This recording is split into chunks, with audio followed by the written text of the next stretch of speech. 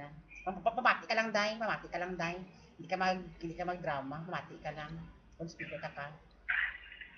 Ay, yan ang sound ko doon. Naku, ang sound ko. Sige, sige magyauro.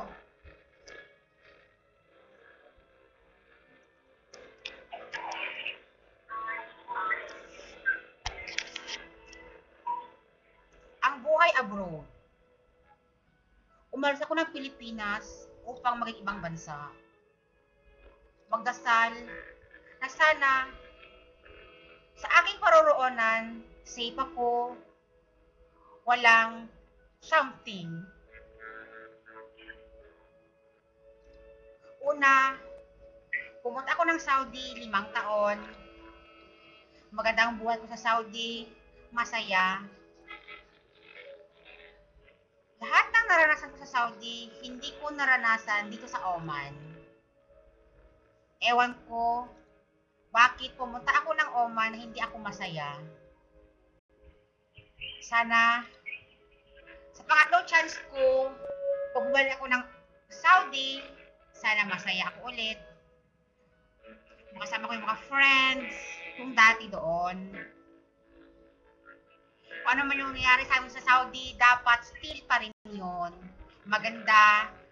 Sa hirap at ginhawa, masaya pa rin kami doon. Hindi katulad sa Oman, hindi masaya, iba ang tao dito. Buti, wala akong friend na nakilala, si Queenie, si Remo, si Irene. Buti na lang, sila ang nakilala ko na Pilipino dito. May problema o wala, nandyan sila. Araw-araw, pinagdasal ko, sana sa gandang kalagayan ako, mga friend ko, sana walang sakit, darating sa amin hanggat matanda na kami, still friend.